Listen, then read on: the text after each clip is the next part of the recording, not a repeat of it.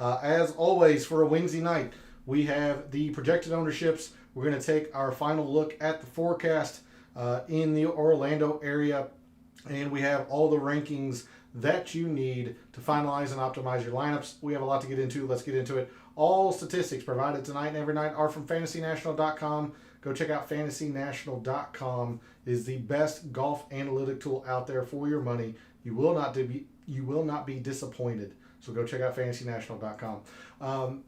In the description, if I could talk, to the video, there are links to all the social media. First off, my X and Instagram, where normally I post research every Monday regarding the tournament for that week, some patterns of previous winners, things of that nature. Didn't do that for this week, as I've mentioned now seemingly several times this week.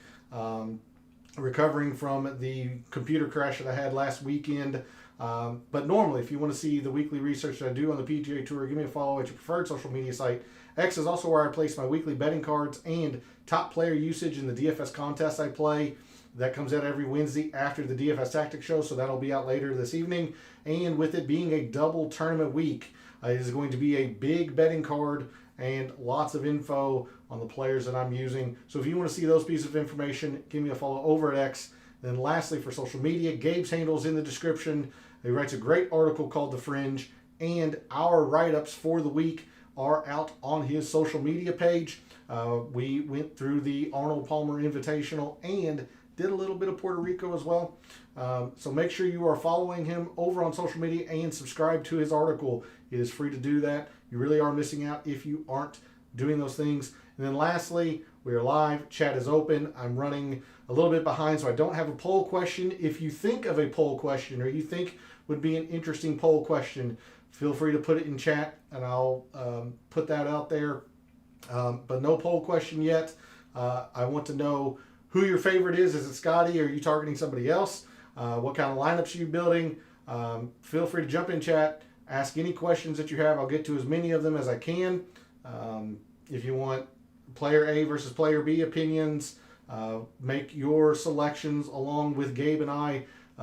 Would love to hear from you all in that regard, so jump in the chat. And if you aren't able to catch the show live, put your selections in the comments. I'll get to all those as well. So let's get into it. Let's figure out our strategies and our tactics for the 2025 API. We're going to start, as we always do, with the super forecast over at Windfinder. Good evening, Derek. Thanks for jumping in chat. Much appreciated. Have seen you all week.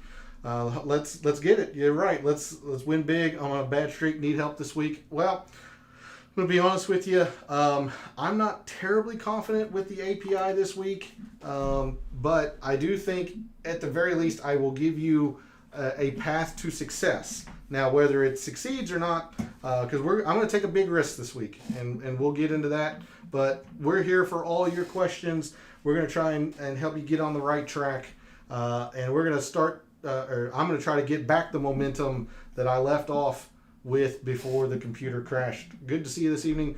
As we look at the forecast for the Orlando area, we can see that tomorrow is going to be very, very hectic. Sustained winds in the upper teens, gusts into the low to mid 20s. It is going to be very, very difficult tomorrow. Now, there is no wave advantage per se. There's only 72 players in the field. They will go off in one solid wave.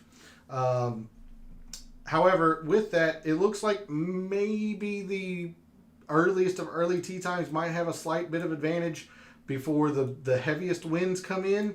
But then again, you could argue the latest tee times will end their round with some lesser wind. So I'm not really factoring in any wave advantage or tee time stuff into my factor this week, or I'm not factoring it, not figuring it into my calculations at all. Just going to play the guys that I think will handle a very difficult Bay Hill the best this week. Friday looks great. Highs in the mid 70s. Looks like a perfect day for golf on Friday. Now the weekend, Saturday looks much like Friday. Looks great. Very little wind. And then Sunday looks, just absolutely brutal. What did I just do? That was weird. Let's refresh that. There we go. Saturday, well, where are we at here? Sunday, excuse me. Sunday looks horrendous. It really does. Sustained winds into the 20s, gusts perhaps into the 30s. That seems like it's going to be really, really challenging both Thursday and Sunday. But anyway, there's a look at the forecast for the Orlando area for Bay Hill. Sunday looks like a great day for showdown, big weather advantage. Based on this, yes. Based on this. Now, we don't get the super forecast that far out. Now, this would be something that you would want to maybe look at Saturday afternoon into Sunday evening, Saturday afternoon to Saturday evening, to see if that forecast holds.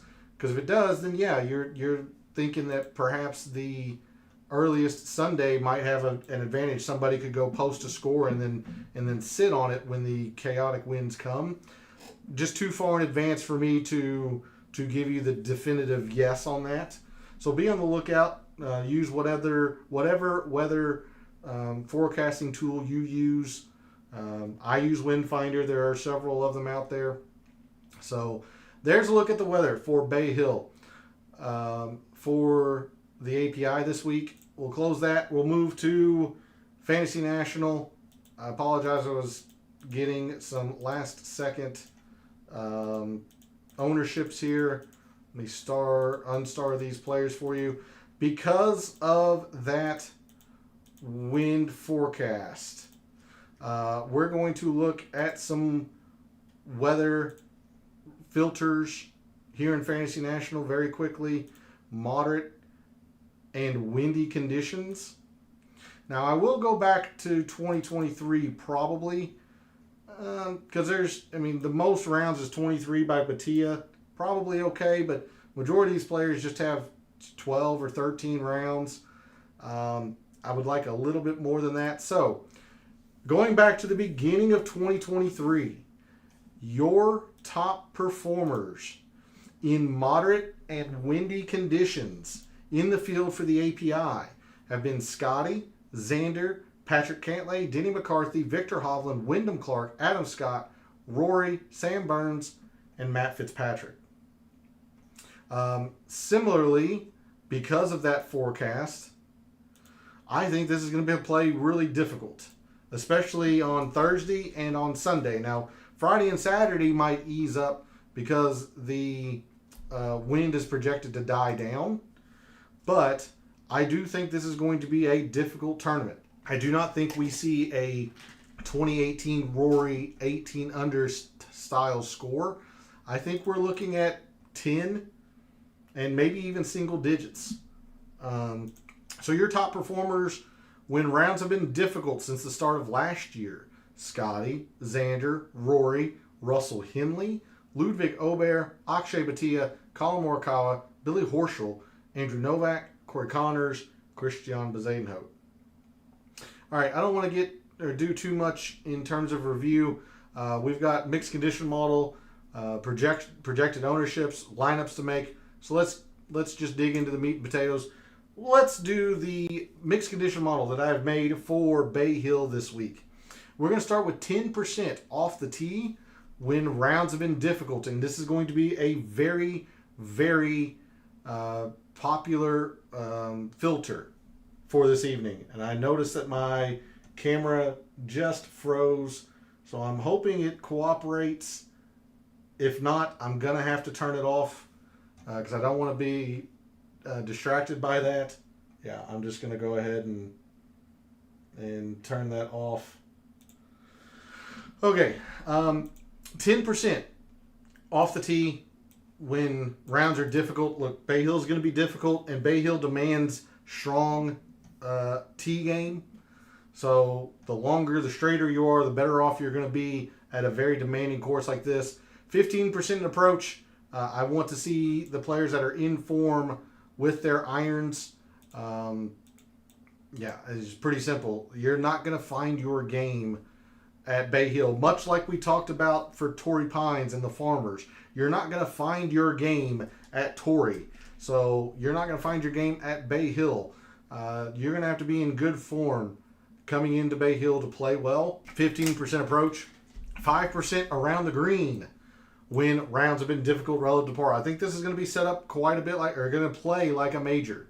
And players are going to miss greens here at Bay Hill. Even though they're extremely large in terms of square footage, they're going to miss greens. Players are going to miss them. So you're going to have a tidy short game. 5% around the green when rounds are difficult relative to par. 5% on fast and lightning Bermuda greens. I did not want to overweight putting. You look at some of the players who have won here at Bay Hill in previous years. Scotty, not a great putter. Kurt Kitayama, not a great putter. Rory, not a great putter. You don't have to be a great putter. You just have to be good that week. So that's why I did not want to overrate the putting this week. So only 5% on fast and lightning Bermuda greens. 10% in greens when rounds are difficult.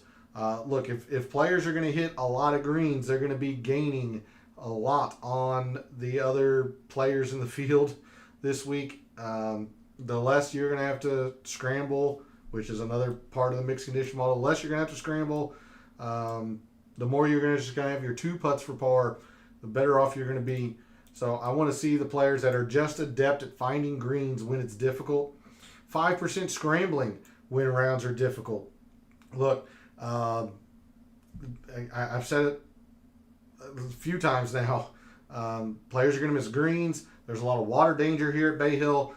Scrambling's gonna matter. Players are going to have to find ways to find pars. So I want to see who's adept at scrambling, especially when it's difficult. I'm going to skip the birdies, which leads to who can avoid bogeys, who can salvage their pars. 10% in bogey avoidance when rounds are difficult.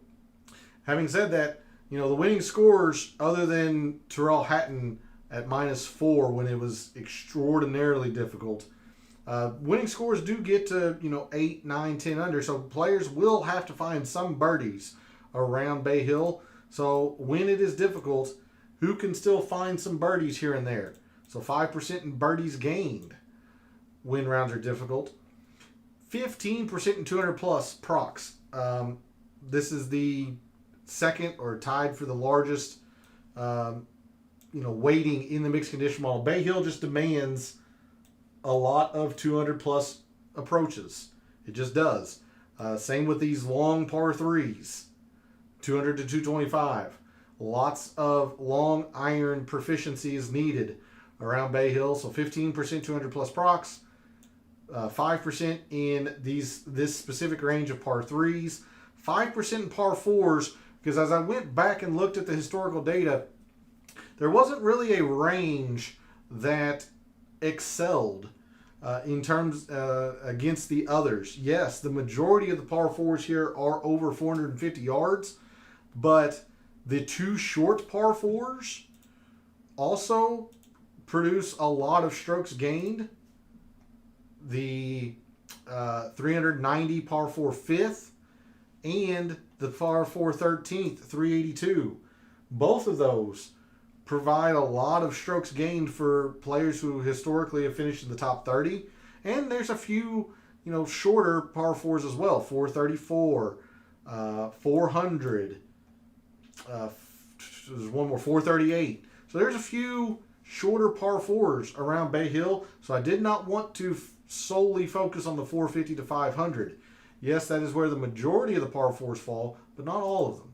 So I'm just looking at all the par 4s, and then to round out the mixed condition model, 10% in the 550 to 600 par 5s. How come you did not do driving distance, or is that included in off the tee? Off the tee is a combination of distance and fairways gained, essentially. Distance was probably going to be the next metric that I put in, and I was between that and scrambling in terms of the final mixed condition model. That's why I also bumped the off the tee up to 10% to factor in a little bit of the distance, because you don't have to have distance here. Like, look at Terrell Hatton. He's not the longest hitter when he won here. If we take a look at some of these historical winners, 2021, Bryson, big hitter, but like Lee Westwood, he doesn't hit it very far. Corey Connors is not the biggest hitter. Andrew Putnam is one of the shorter hitters on tour. Seabass, shorter hitter. 2020 and Terrell Hatton. Mark Leishman, not long. Now DeChambeau, Keith, Rory, even Danny Lee was long. So yes, it certainly helps. Not absolutely mandatory like at Torrey Pines. So that is the main reason why. And I wanted to make sure I included some scrambling because with all the wind, I think this is going to be extremely difficult. So I wanted to add a little bit of emphasis into the around the green. So instead of upping the around the green to 10%, looked at around the green. You could also look at sand saves. There's a lot of bunkers that protect these greens around Bay Hill. I just decided to go with scrambling. It's kind of the preference of the model maker, if you will. I wanted to make sure I had enough in bogey avoidance. I really wanted to emphasize the 200 plus procs. So that's why distance got the cut. It was essentially the next one or maybe next two metrics I would have put in, but I wanted to make sure I included and had enough percentage in the metrics that I wanted to emphasize this week, Derek. But good question. Absolutely good question. So there's a look at the mixed condition model. Again, some areas where I might be weak. To Derek's point, if distance is the be-all, end-all this week, I'll be weak to that since I didn't single out distance versus accuracy. But I think both are going to matter this week. That's why I have just off the tee. I'm going to see if my camera will cooperate now that it's turned it off for a second. Looks like it's going to freeze again. So I apologize for that. Doing the best I can here. It didn't freeze last night, which is frustrating.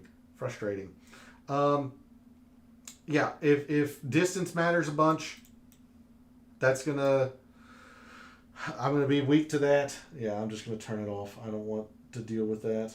That's frustrating. Other areas, like if putting really matters a whole lot, I don't think it will. Really, you're just gonna try to find the hot putter this week, this week. So I don't want to overweight historically good Bermuda putters. I don't know. I feel pretty good about the model. My lack of confidence doesn't come in the model. It comes when we actually start building lineups. But anyway, there's a look at the mixed condition model for Bay Hill that I have made this week. We will now go to Microsoft Excel, the reveal of my rankings. Maybe Excel's camera will cooperate. We'll see. Nope, of course not. So I'm going to turn that one off as well. My rankings, putting will be random with the high wind gusts, so I agree with your 5%. Yeah. Like I said, I just didn't want to overweight it. But glad it seems like we're on the same wavelength there, Derek. The reveal of my rankings. For your information, if you're a new viewer, as a reminder for returning viewers, my rankings are based on three criteria. The FNGC rank, which is a straight numerical ranking from Fantasy National based on the mixed condition model that we just talked about, percentages and metrics in that. Course value is an attempt at giving a player a numerical value at how well they have played that course the past 5 years. You see Scotty is a 2-time champion here, so his course value is extremely low, which is really good. Somebody like JJ Spawn, who's been pretty middling here, has a pretty high course value. So it's just a way to try to rate a player on how well they have played that course the past 5 years. And the third part of my rankings, we are playing DFS. We're trying to find unique options compared to our fellow contestants. So projected ownerships, and these are per Fantasy National, projected ownerships are also a factor into my rankings. My rankings for the Arnold Palmer this week go as such. Scotty, big surprise. Number 1 player in my rankings. Rory, number 2. Xander's 3rd. So, in fact, straight down the price board in the 10Ks. 1, 2, 3. Russell Henley 4th, Ludwig Aubert 5th, Hideki, Ben Griffin, Siwoo Kim, Colin Morikawa, and Billy Horschel round out my top 10, at least numerically. Now, do note that players like Siwoo, like Colin, Billy Horschel especially, is getting helped quite a bit because of their uniqueness. You see, Billy did rate out 14th per the model, but he's getting helped quite a bit because he is quite unique. Colin's been pretty middling here. I'm a little surprised by Siwoo. He's getting helped a little bit because he's under 10%, but in his one try at Bay Hill, he finished top 30, which isn't fantastic, but it's not a disaster either. He also rated out well. You see Ben Griffin, he's only played Bay Hill once, but he did top 15 it. So he's rising quite a bit due to his course history. Not a whole lot of surprise here, except for maybe the bottom half of my top 10. I think most people would be in agreement in some form or fashion. You can always argue the ordering. Most people would agree, I would think, on about the first 6, maybe first 7, considering Ben Griffin's coming in off 2 top 4s or 2 T4s. I don't want to go too much into my rankings. So let's sort on the price board. Let's figure out where members of Fantasy National are going and see how we can maneuver around where the ownerships are coalescing. Surprised to see Hoagie at 18. I was too. I'm not necessarily that high on him, but only conveniently because he's right here at the top. He's getting helped by the fact that he is such a good iron player. And when 30% of the mixed condition model is on irons, Hoagie's going to rise considerably. Having said that, he's also helped by the fact that he is very unique. He's actually not been he's not been bad at Bay Hill. He's actually been pretty decent. The vision will be skewed, but I'll take you to Tom Hoagie's page just really quickly. He's actually been fairly solid around Bay Hill. Arnold finished in the top 15 last year. He did miss the cut the year prior. He's been Jekyll and Hyde. He's got 2 top 15s. 15th way back in 2020. Top 15 last year. A couple missed cuts. He's been Jekyll and Hyde. And look, he doesn't have to putt well. Gosh dang it. It's vision skewed. He doesn't have to putt well to top 15. He lost 5 strokes on the greens last year and still finished top 15. He's been okay around Bay Hill. So I figured he would rise a little bit because of all the emphasis in iron play. He has his warts. He definitely has his warts. He's not the best putter. Although on Fast and Lightning Bermuda he's been acceptable.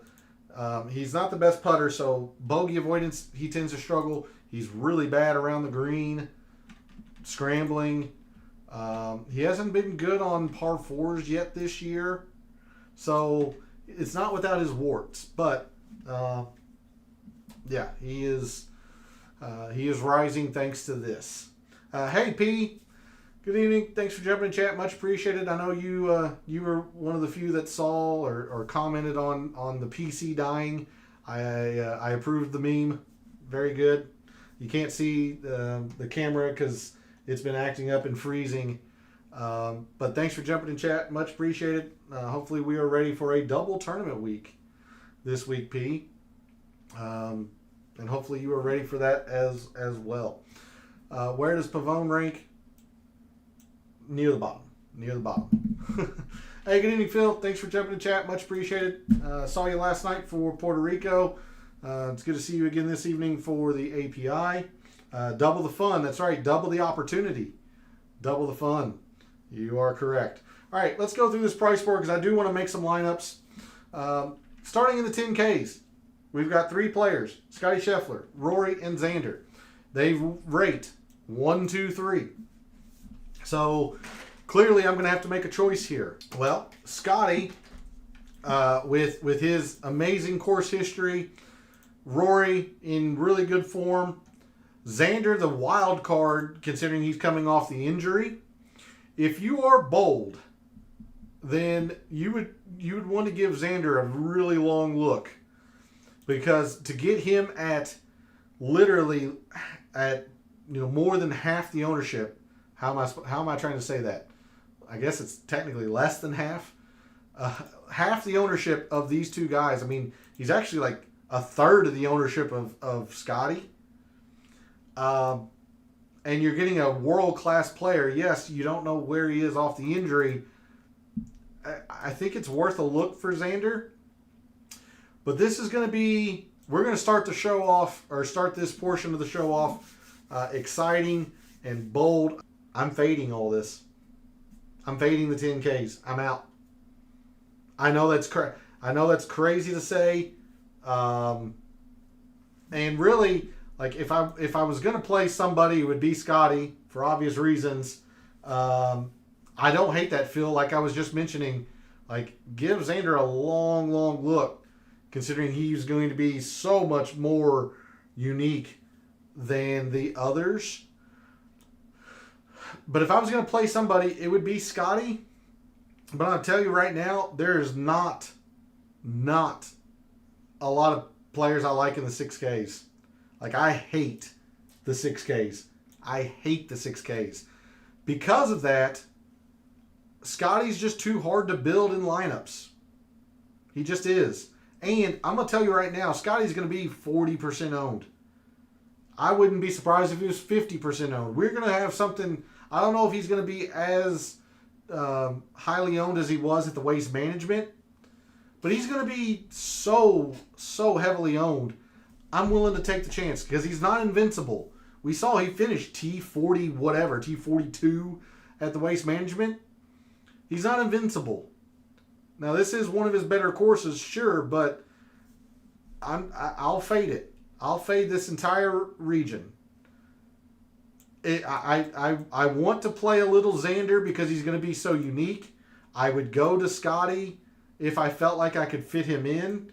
You can, but I just don't like those lineups, at least the way I've been building them, because I don't like the 6Ks. Like, understand what I'm saying here. Me fading Scotty is not an indictment on Scotty the player. It's the surrounding conditions with him.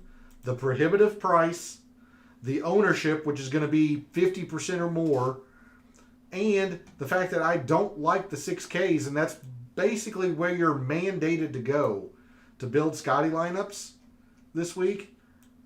Because I don't like the 6Ks, I'm just out on Scotty. I don't feel good about saying that. Like, this is going to probably backfire on me. But you have to plant your flag somewhere. I'll plant it on not playing the 10Ks. Like, I'm quite a bit more confident in Scotty than I am in Rory. And again, Xander is quite appealing because of the ownership, but I don't know where his game is off of the injury. So because of all those factors, I'm just out. I'm out on the 10Ks. But I would rank them Scotty, then Xander, then Rory if I were playing the 10Ks. Because, and another reason why I feel good about fading the 10Ks is because I'm going to this guy. Again, I'll go back to the well with Ludwig. Think about what Bay Hill demands.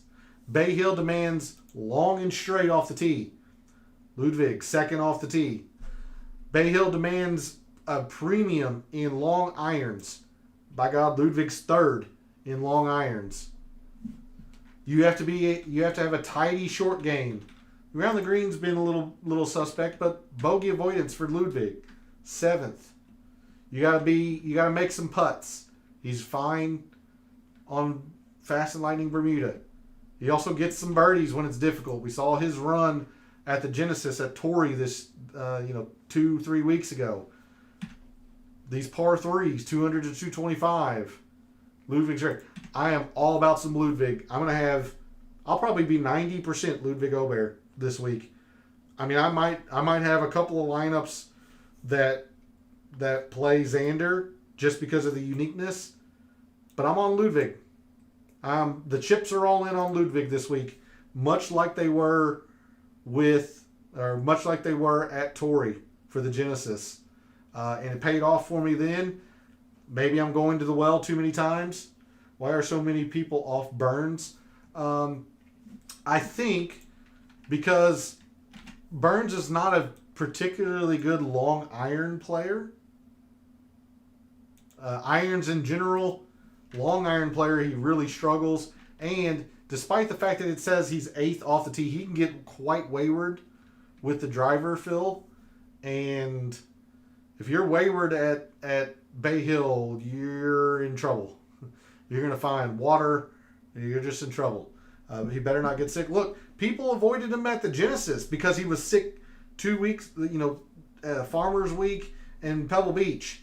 And he blitzed the field on Sunday. Like, that was a month plus ago. He's fine. He's healthy. Give me all the Ludwig I can handle. I'm all in there, Derek. So if you disagree, we'll disagree this week. I'm not saying that it's not without risk, considering I'm not playing Scotty. I'm not playing Rory. I can't say that. I'm sure I will find a way to play Scotty. I just hate it. I will play some Xander because of the uniqueness, much like Phil was mentioning. That's fine. No worries with that. It's just he's highly owned. This is chalk I won't get away from. I am extremely confident in Ludwig Ober this week.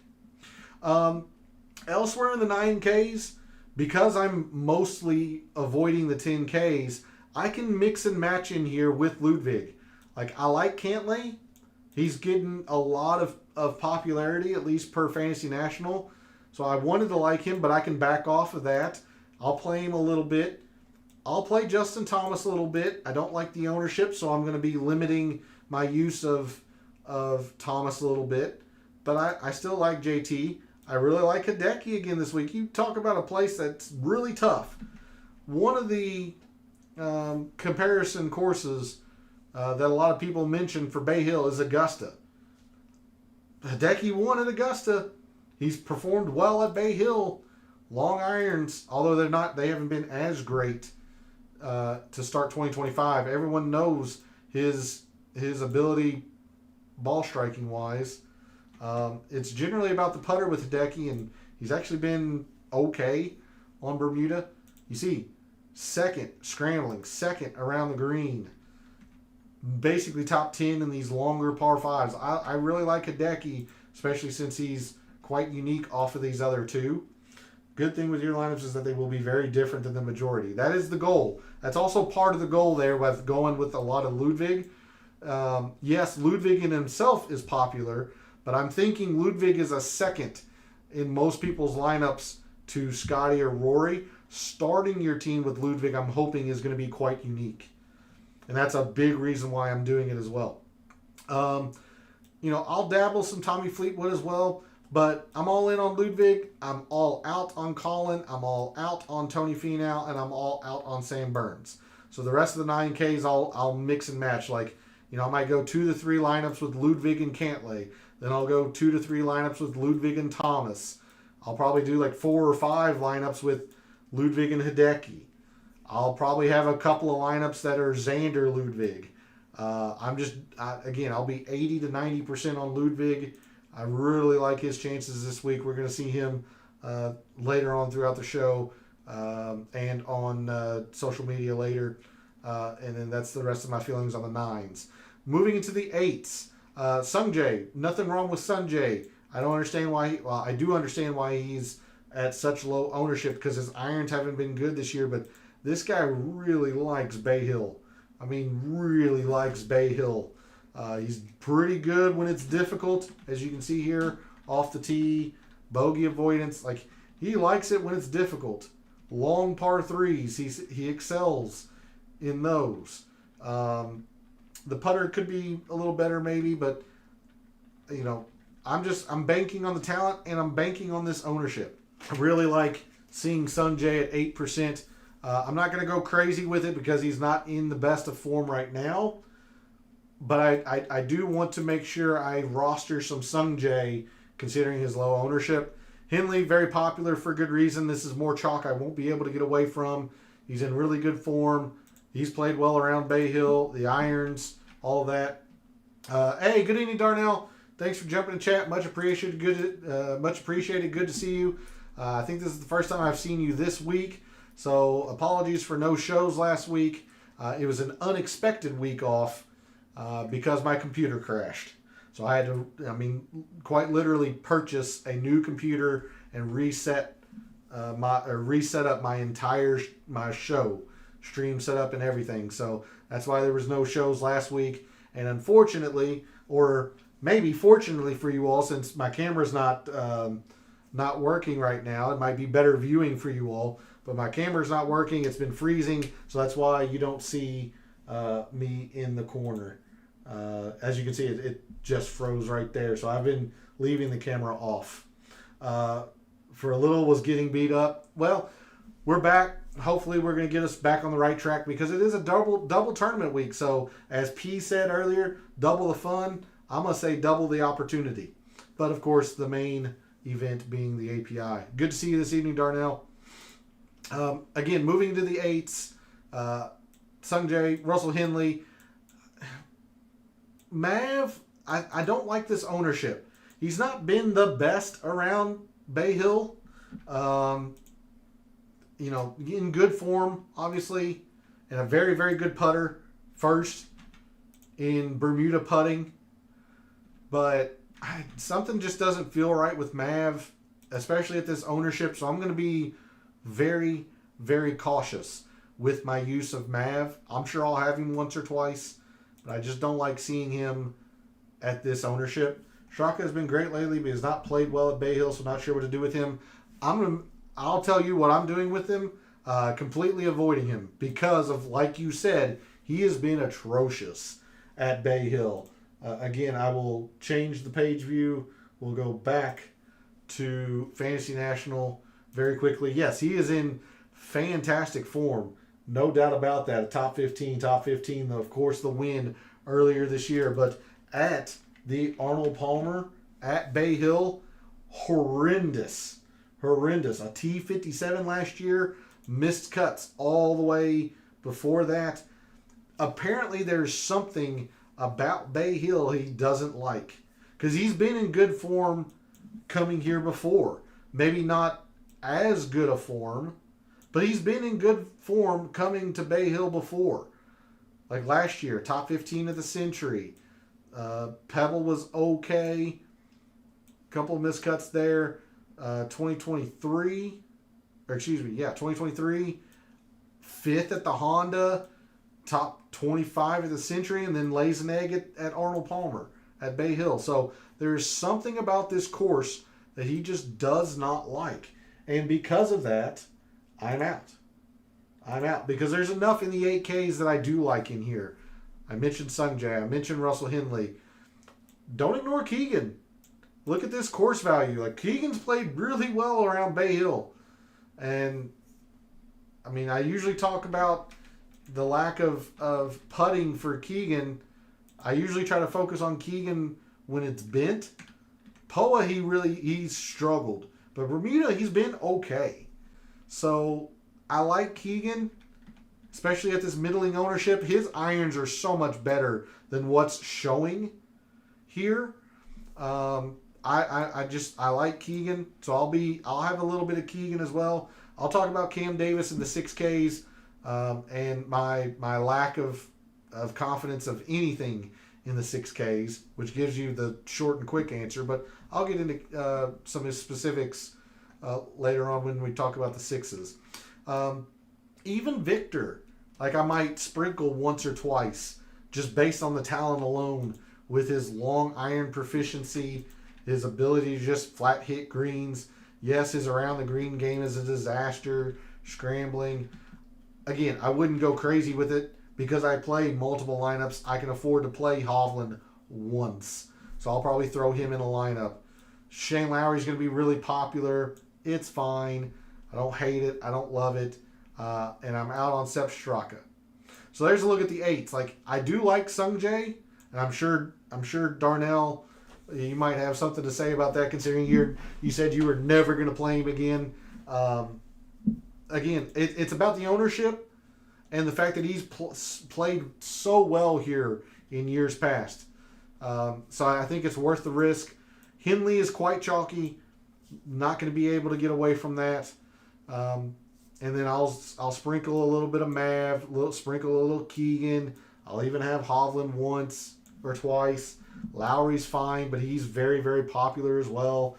Lowry seems solid too. Want to do Fleetwood and Shane Lowry, but that seems too chalky. Yeah, probably. Especially if you're thinking like Scotty, Fleetwood, Lowry, or Rory, Fleetwood, Lowry. It's probably too chalky. You would have to really, really find some uniqueness somewhere, but I'm not in love with it, Derek.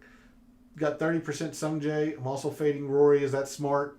It sounds smart, at least for me, because like I said, I'm fading the entire 10Ks. But you're not without some risk there on Sungjae, just because his irons have been so bad to start 2025. I like Sungjae for the ownership. I like Sungjae, again, for the way he's played Bay Hill in years past. All-world talent. It is one of those things where you have to plant your flag, Phil. And if you're willing to plant your flag on Sungjae, I don't hate it. I'm not trying to dissuade you from that. You just have to be able to look in the mirror and say, I'm planting my flag here. If it doesn't work, it doesn't work. You can't beat yourself up over it.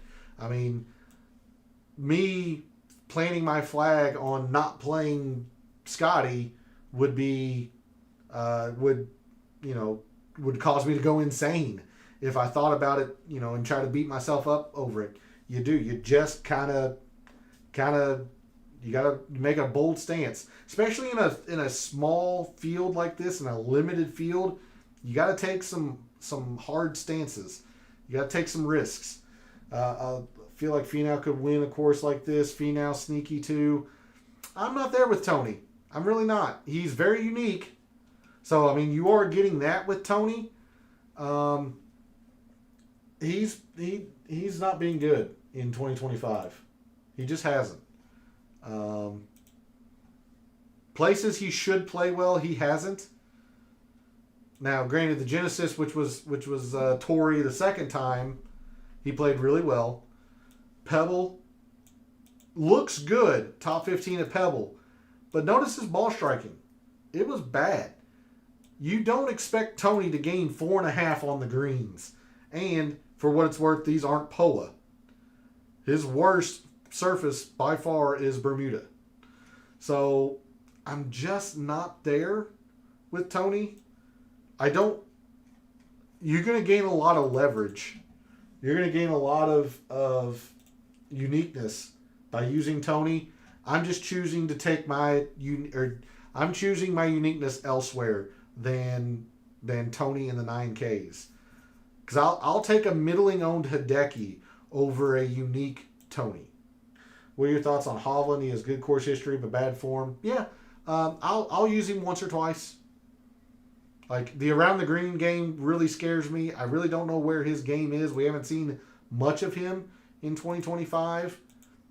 Prodigious length, which you need, which is helpful around Bay Hill. Hits lots of greens. Long irons are good. Like, the game matches Bay Hill, and that's why he's had such good history here. Again, you and I have had a little bit of a conversation, Derek, on playing multiple lineups and stuff. If you're able to play multiple lineups, he's worth throwing in once or twice. I wouldn't go crazy with it. He's definitely not part of my core this week, but I'll throw him in a lineup or two. I don't hate it. Moving into the upper sevens, I like a lot here. Just fair warning. I like a lot in the sevens, to be honest. That's telling you the kind of lineups I've been building. But starting with Taylor Pendrith, I know the course history isn't great here, but he's in pretty good form right now. Long irons are fantastic at the moment. The irons have been good. He used to be a really good putter. That's fallen off a little bit. So A little bit of Jekyll and Hyde, much like Hovland, much like Lowry, much like McNeely. I'll dabble some Taylor Pendrith. I'll throw him in once or twice. I am all about some Akshay Bhatia this week. I know we talked about, somebody mentioned him earlier this week, and I don't want to give credit to the wrong person. I don't know if it was Phil. I don't know if it was Derek. Somebody mentioned Bhatia earlier this week, and I wasn't too much on him early this week, and the more I looked at the numbers, the more I liked. Look, in 2025, and it's still a fairly small sample size, only going back to this year's Century, but he is first. He's number 1 in 200 plus proximity so far in 2025. The irons are good. Like, they're better than what this is showing. He's been actually pretty good off the tee. He's generally got a lot of length, although he's backed off the length to find more fairways. It's all about the putter for Bhatia. And look, Scotty's not a good putter. Rory's not a great putter. Terrell Hatton's a good putter. But a lot of these winners at the API haven't been outstanding putters. You don't have to be an outstanding putter. You just have to have a good putter that week. Bhatia can scramble. Good around the green. He finds birdies when it's difficult.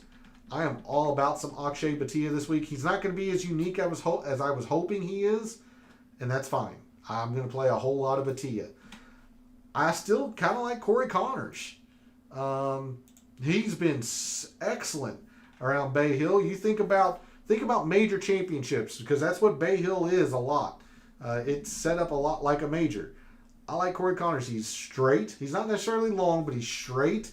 Irons are really good. He hadn't been good in 2025, which is slightly scary. But I'm banking on a return to form for Corey Connors at a place he's generally played well. I'm gonna have a long look at Corey Connors. I'm gonna have a long look at Matt Fitzpatrick as well. Again, much like Connors, he's been excellent here. Other than Matt Fitzpatrick's missed cut last year, let me show you his performance at the API. Matt Fitzpatrick, other than Scotty, because Scotty has won twice, you see this performance on Bermuda. You see the performance when it's difficult, when it's windy. All of those things are lining up already for Bay Hill this week. Look at his performance at Bay Hill. Yes, he missed the cut last year. Wasn't a good tournament. Top 15, top 10, top 10, top 10, runner-up. This guy loves Bay Hill. Loves Bay Hill. He would be Mr. Bay Hill if it wasn't for Scotty. Look, he has never lost strokes on the green at Bay Hill. I am banking on a return to form for Matt Fitzpatrick at a place he is very, very comfortable. It's not without risk, because he's been really bad in 2025 so far. He has. There's no other way around it. I wrote it verbatim over on Gabe's social media page in our write-ups. Matt Fitzpatrick has been horrendous in 2025 so far. I think Bay Hill is the place that he'll turn it around a little bit, because his off-the-tee game has been strong at all of these courses as well. Some courses just suit guys. Some make bad form go away. That's what I'm banking on. Again, it's not without risk. I understand that. But you want to talk about like major championships? I mean, this guy's a U.S. Open winner. I'll play Matt Fitzpatrick, especially at sub 8% projected ownership. I like it a lot. Moving into the mid-7th, I'm going to try to speed this up because we're pushing on time already, and we're not even through the price board. Going to the mid-7s, Ben Griffin, probably going to be chalky. Don't care. I'm going to play him, much like Bhatia, much like Ludwig, and Russell Henley. Like, this is chalk I'll eat. Ben Griffin's in fantastic form. I do worry a little bit about his lack of off-the-tee prowess, but it's gotten better in 2025. And no denying the fact that he is very good on Bermuda, decent around the green. Like, he's just in great form right now. So I'll play Ben Griffin. Siwoo, I don't know how to feel about Siwoo. I know I'll have him a little bit, but I don't know how to feel about it. Instead, I'm going to direct your attention to Denny McCarthy. Like, this is ugly, yes. Off the team, the greens. I understand that's ugly. But his big breakout performance was when he finished second at Memorial a couple years ago. Memorial, long, difficult, sets up like a major, very similar to Bay Hill. You look at Denny McCarthy's long irons so far in 2025, fifth in this loaded field. I like a lot with Denny McCarthy, and everyone knows about his short game prowess. Eighth, bogey avoidance. Sixth around the green. Surprisingly, he's not even in the top 5 putting wise. First in scrambling. I like a lot with Denny McCarthy. I think this is going to be a big week for Denny McCarthy, and that's one area I'm planting my flag, and that's how I'm getting a lot of my uniqueness along with Matt Fitzpatrick, other than going to a Tony Finau, like we were talking about earlier. Davis Thompson, you can take a look at. I don't hate it. I don't love it. Very good with par 5s, which you have to do here. So Davis Thompson's worth a look. JJ Spawn's going to get some attention. Hard to ignore because of the run he is on with his irons, with his irons in general and long irons. I do worry a little bit about the putter. But he's also been really bad here. Adam Scott's okay. He's okay. I just can't get excited about Adam Scott. Like, he's been fine. Middling ownership. The long irons have been very good so far this year. The irons have been good. Like, it's fine. But something also tells me that Adam Scott has been a little lackluster recently at the API. Whereas Matt Fitzpatrick missed the cut last year. It's 1 year. He had all those runs of top 15s before that. Like, Adam Scott miscut, 31st, top 30, miscut. It's been a while before Adam Scott had an elite API. So that's why I'm higher on Fitzpatrick than I am on Adam Scott. But I don't hate it. Again, Derek, like I mentioned many times, I play multiple lineups, so I'll have some Adam Scott. I'll sprinkle in a couple times.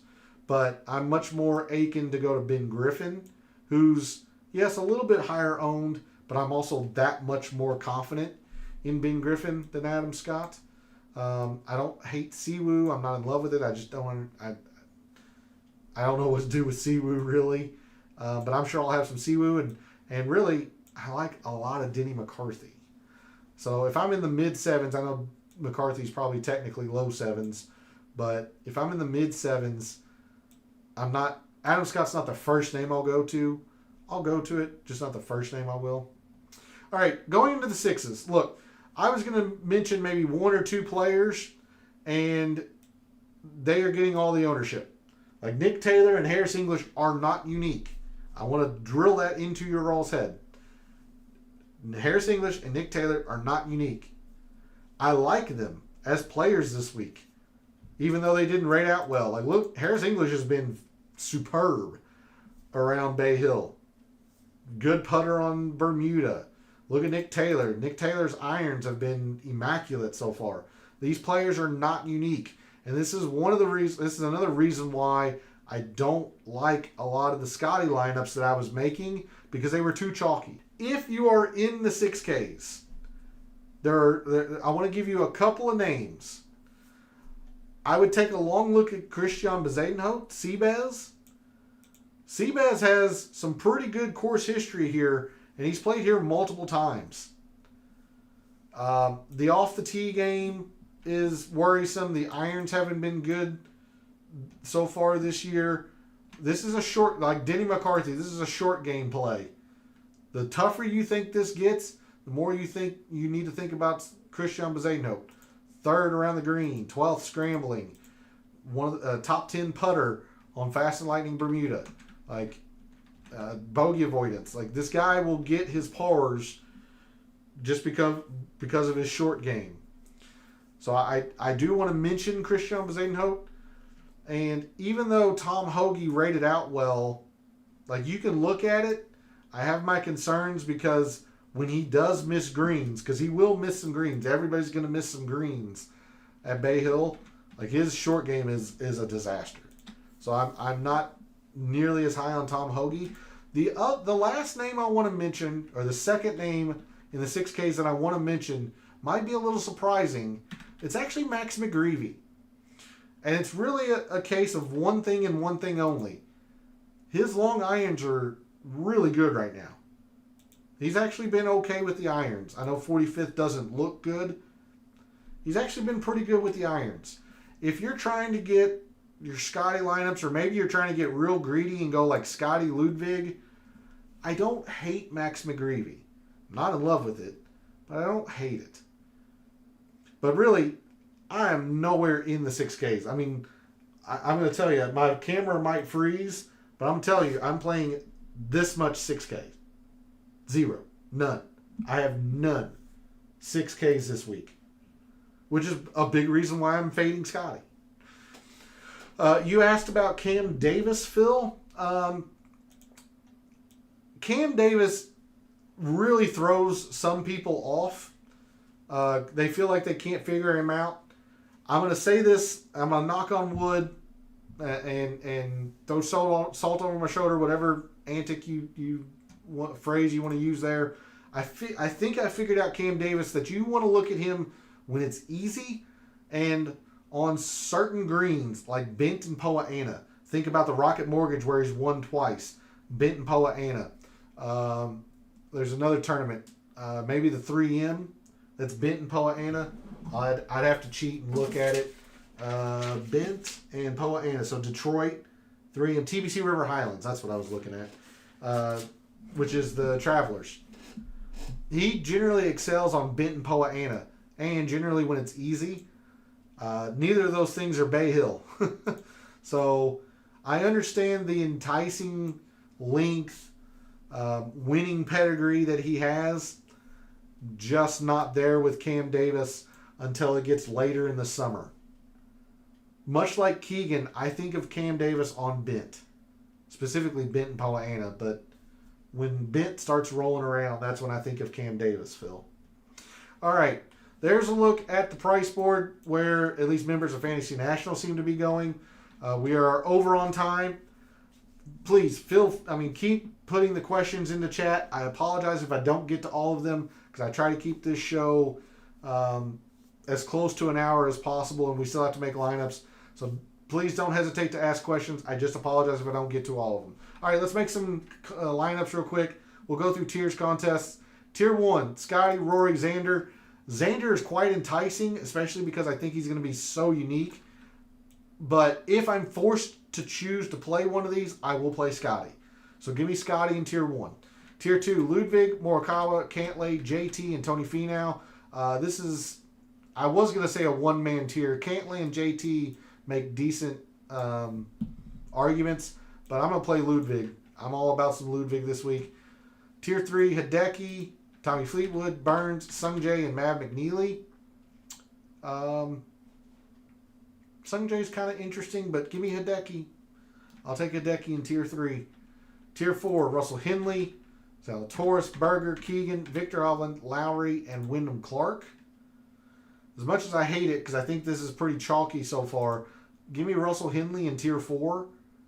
Keegan could be quite interesting as well. But give me Henley in Tier 4. Tier 5, Straka, Bobby Mack, Pendrith, Tom Kim, Batia, Connors, and Fitzpatrick. I'm going to go Batia. But every ounce of my being wants to take Fitzpatrick for the uniqueness. But I'm just very confident in Batia, so I'll take Batia. But it's pretty close. Finally, Tier 6, Rogers, Sam Stevens, Ben On, Harmon, Yeager, Nick Taylor, Harris English. Ugh. I really don't like a whole lot in here.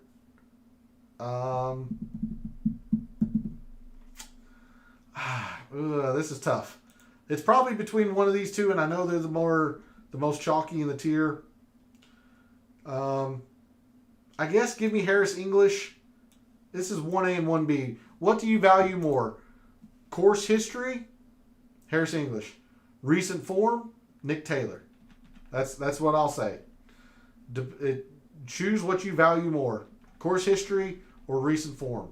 I will choose Harris English. So this tier's construction goes Scotty tier 1, Ludwig tier 2, Hideki tier 3, Henley tier 4. Tier 5 is Batia. Tier 6 is English.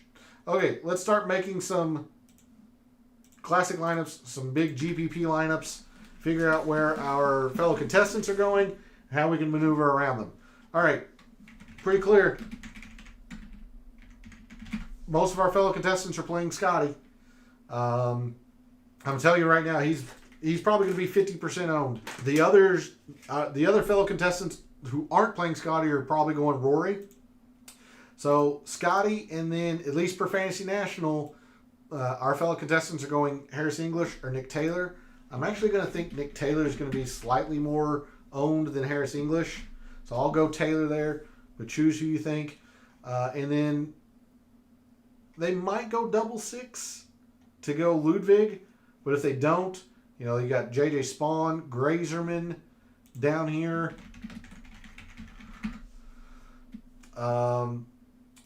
Let's see. In the nines, it'd be Justin Thomas. And then they might skip Justin Thomas and go to like Russell Henley. I'm trying to squeeze in as much ownership as possible. Michael Kim. And then, yeah, this is probably Spawn. There might be a combination that would be a little bit higher total ownership. But I'm thinking this is probably going to be a pretty chalky way that you see a Scotty lineup this week. Scotty JT, Scotty Cantlay, Scotty Tommy Fleetwood would actually give them a little bit more money to play with. And then they would come down to like Michael Kim or Ben Griffin. Maybe Adam Scott gets a little bit of love. This is going to be a pretty chalky way that a Scotty lineup is built. The other way that I think I could see this going is if our fellow contestants are really willing to go double sixes, Harris English and Nick Taylor. I don't think this is going to be all that popular. In fact, they might have to do like a lower six and a Nick Taylor or Harris English. Let's see. In the low sixes, you've got Highsmith at 8%, maybe. Highsmith. We'll go Taylor again. Yeah, and this is that same Grazerman and Spawn. Won't be as much total ownership, although it's close. I wouldn't be surprised to see a few Scotty Rory lineups, maybe Scotty Ludwig. But you see, like, you're going to have to go into the 6Ks maybe twice, and I don't like that this week. Normally, I'm all about some 6Ks. Not this week. Bridgman, I don't know. I'm not there. Like, he's a good putter, absolutely. But man, those long irons are quite hideous. I mean, yeah, the T2 off the Cognizant, but again, I would be very, very, very wary of somebody who gained 7. Yes, he's a good putter, but he's not going to gain 7. The irons were fine, but they've been kind of hit and miss this entire year. Not in love with it, P. I'm just going to be honest. Like, he's been okay. He's been good in the wind, but here's his problem. Like, when it's been difficult, the few times he's played when it's been difficult, it's been a struggle. Like the Farmers. I'm surprised he missed the cut because his stats are actually fairly decent, but missed the cut at the Farmers.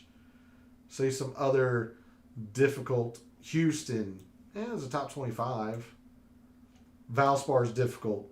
Missed the cut. Farmers last year, not great. Not in love with it, P. Not in love with it. If that's where you're going to go for some uniqueness, okay. I mean, I don't think it's the worst, but not in love with it. If our fellow contestants aren't going Scotty, it's really hard to imagine that they're not. Rory, I'm just trying to throw in some other names in here that got kind of overlooked because of the Scotty pricing. Michael Kim, I know as a repeat. Yeah, he would go. And then JJ. Like, I know that the total ownership isn't as much as the Scotties, but this might be what a Rory lineup looks like. Rory, either a low 9 or a high 8, low 8 or a high 7, and then rounding it out. They could jump down to like a Harris English to squeeze in one more price. 77, like 78. Just understand, I know this is 100 over, but you know, maybe something to that effect. Maybe Lowry comes down to Straka or Pendrith. That would be what a Rory lineup looks like. All right, so how can we combat that? Well, I'll build my Scotty lineup, and I'm not doing it often. Like, I might do it once. But if I could type, goodness gracious. I told you, I'm playing literal 0 6Ks. Just none. So how am I doing it? I am hammering the low 7s. I'll play a little bit of JJ Spawn. I'm not crazy about it, but you can't argue his form. Denny McCarthy. This could easily be Davis Thompson. I don't hate Grazerman, and I'm in love with it. Thomas Dietrich. Guy that won freaking Waste Management. I think that's what he won. He hadn't been great with the long irons, but, I mean, the guy mashes it off the tee. Take a look at him. Like I said, I love McCarthy. You asked about Adam Scott. This would be a great spot to put an Adam Scott in, Derek. And now you got 8,000 for a couple of players. You know, maybe you go another mid-7 like a Ben Griffin or a Akshay Bhatia. Now you can actually go to a mid-8. You know, I'm not there with Zalatoris. Maybe you like Zalatoris. Victor Hovland. Shane's a little bit chalky, but his performance in Florida, at least, has been very strong. For me, I'd probably go Keegan here. Like, this is a very unique way to build Scotty lineups, I think, this week, to just avoid the 6Ks, hammer the low 7s. So if I build Scotty lineups, meaning the very few that I build, I'm going to build this way. Like, I might not even do the 8s at all. I might go Scotty straight down to Akshay and just hammer like the mid 7s. Akshay, Fitzpatrick, Ben Griffin, Denny McCarthy, and I would have, well, gosh dang it, Denny McCarthy. I still have 76. This could be Michael Kim if you're there. Adam Scott again. Didn't talk about Aaron Rye. Not in love with it, but maybe Aaron Rye. Let's throw Davis Thompson into this one. This is the way I would build Scotty lineups this week to try to get unique off of what I think is going to be some super chalk stars and scrubs. This is the way I would build Scotty lineups this week. Thoughts on McGreevy? He was one of the 2 players I mentioned in the 6Ks. Again, understand, I am playing literal 0 6Ks, but I am quite intrigued by Max McGreevy's very good long irons at the moment. So I don't hate it. P. I'm much higher on McGreevy than I am on Bridgman. Put it that way. But let me show you the lineups that I've been going ham with. All starts with Ludwig. And if you're willing to fade the 10Ks, the world just opens up to you. Just completely opens up to you.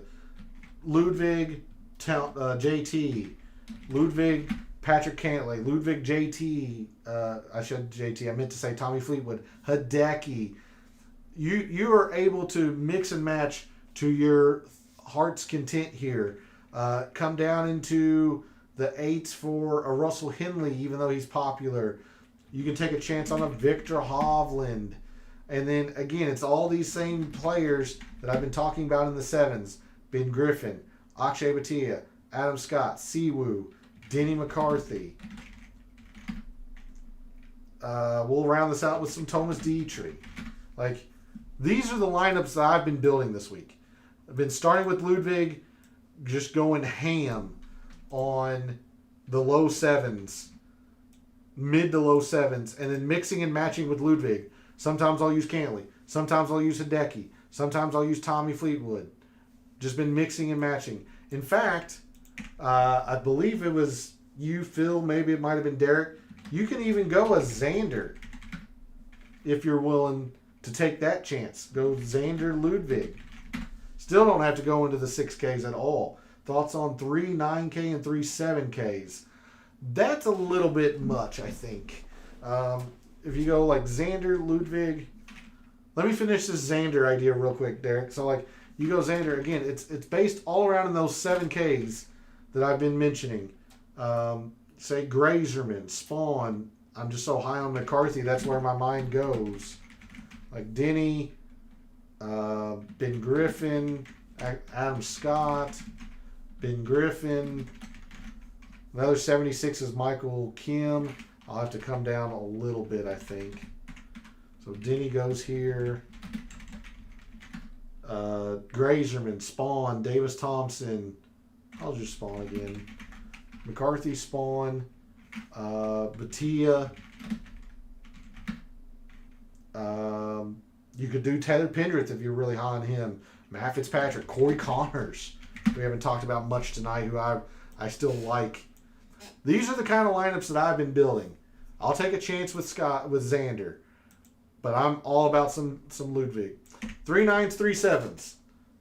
Okay, we'll do that, and then we'll go to the pick selection because I'm running well over time. Ludwig, Hideki,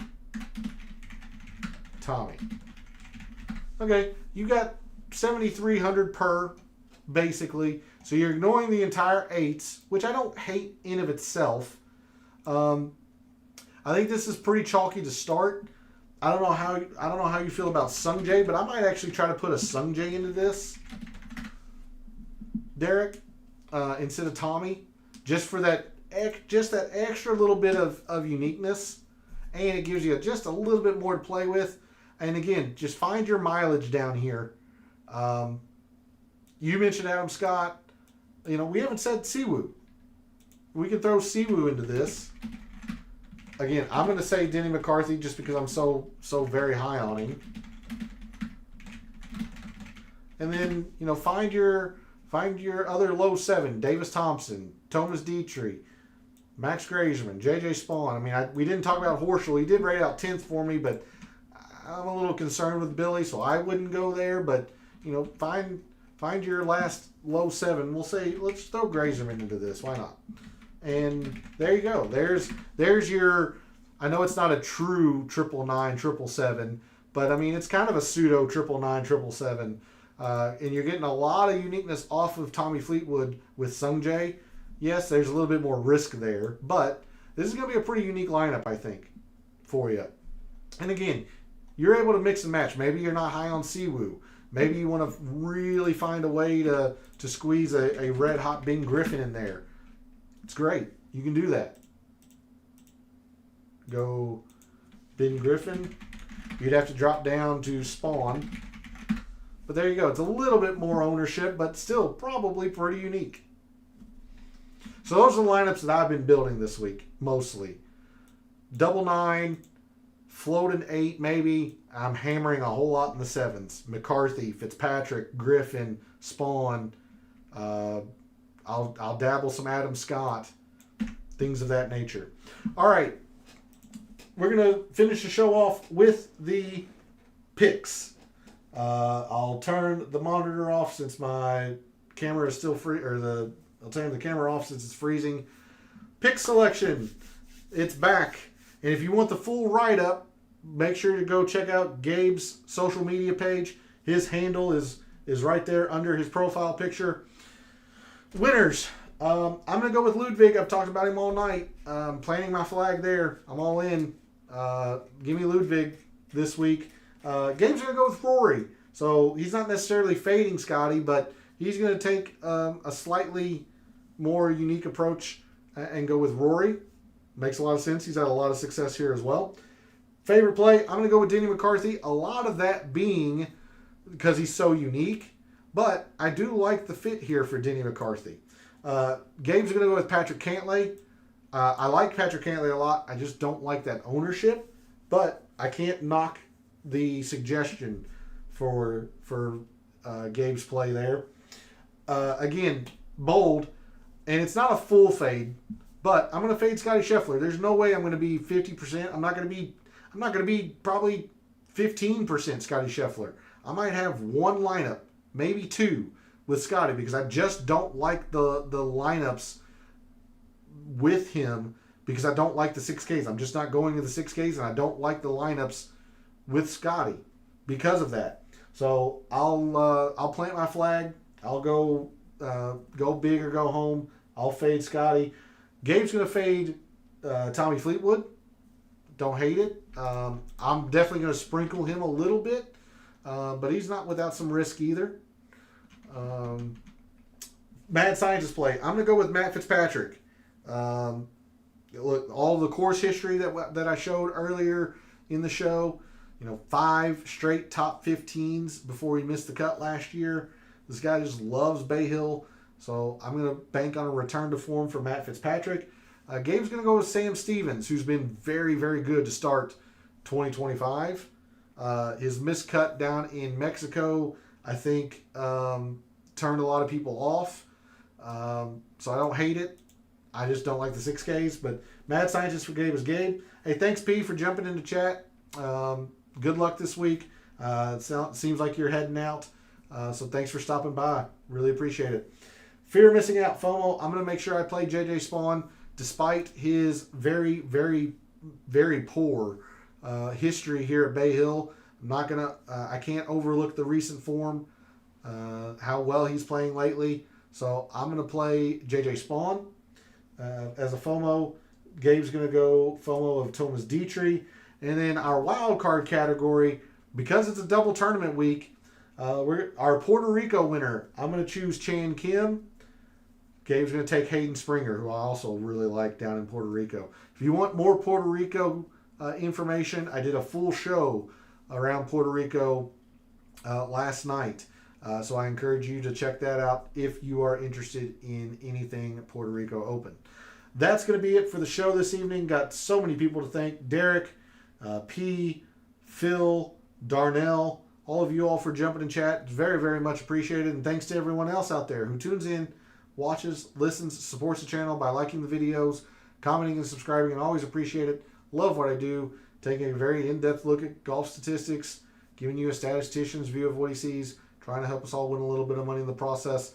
It is a double tournament week, so double the fun, double the opportunity to try and win some money this week.